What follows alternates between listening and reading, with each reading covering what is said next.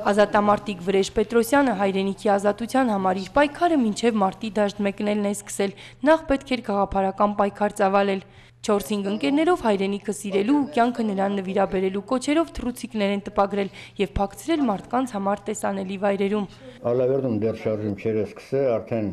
Սարը արդում, որտեղ որ ես պահին բնակում եմ, ժամանակ իմ աշխատատեղներ, այնտեղ սկսեցինք տպել առաջի թռուցիկները,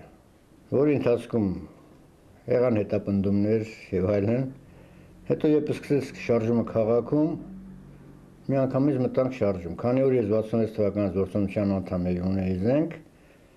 այն ժամանակ առաջի պահանջը զենքն էր, ով զենք ունի թող դուրս գա։ Այդ նույն արհեստանոցում, որտեղ ես աշխատում էի, կարամ ասեմ հազարավոր գնդակ ու կոտորակ ենք ձուլել, որպեսզի Արցախ ուղարկենք։ Գալիս են նաև դպրոցական երեխեք, ովքեր օգնում էին այդ աշխատանքին, որովհետև մի մարդը չէր կարող այդքան շատ աշխատանք կատարի։ Արցախյան շարժման հենց սկզբում Հայաստանից Ղարաբաղ մեկնած առաջին կամավորական ջոկատն Ալավերդուց է եղել։ Այս ջոկատում է կռվել նաև Վրեժ Պետրոսյանը։ Հայրենանվեր գործը սակայն միայն մարտի դաշտում չի կատարել։ 1990-91 թվականներին Ռուսաստանից եւ Ուկրաինայից զենք է տեղափոխել Հայաստան։ Հերթական անգամ, երբ պետք է վերադառնար, կամավոր ընկերները մեկնում էին Շահումյան եւ ինքը միացավ նրանց։ Շամրուղեցի Միշոյի հետ հերթապահության էի ու նկատեցի, որ ամբողջ գիշեր մեծ քանակությամբ տեխնիկա է գալիս, այսինքն լույսերն են երևում տրանսպորտի, չէ երևում դա տանկա, զրամեքենա է, ավտոմեքենա է, ուղղակի երևում էր, որ մեծ շարժություն է գալիս։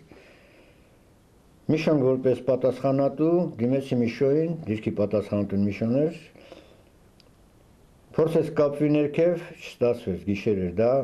մեկ էլ առավոտվա կողմ ժամը մոտավորապես 5:30-ի մոտ էր, արդեն նոր լուսանում էր, նկատեցինք, որ ավելի բարձր տեղից ռուսական զորք է իջնում դեպի մեզ։ Դա ռուսական այն ժամանակվա KGB-ի հատուկ նշանակության ջոկատներ, կարմիր բերետավորները։ Նրանց մեջ կային հատուկեն թուրքեր, հիմնականում եթե ասում են Շահումյանը թուրքերը գրավեցին,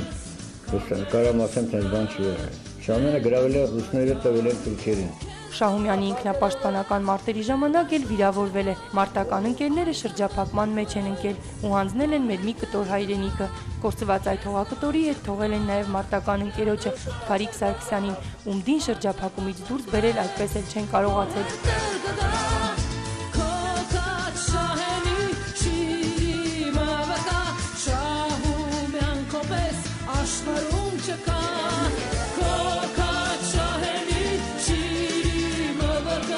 Պատերազմը նրանց կյանքում իր դրոշն է թողել, իրան ջնջելի հետքը, կորուստներ շատ են եղել, բայց թանկ ու անփոխարինելի էր ձեռք բերածը։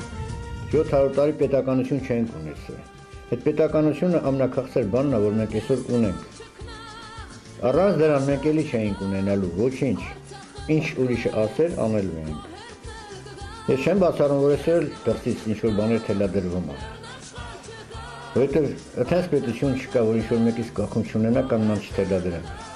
Ազատ հայրենիք ունենալու համար պետք է միշտ պայքարել, կարծում է Վրեժ Պետրոսյանը։ Հայ տղամարդը պետք է միշտ պատրաստ լինի զենք վերցնելու։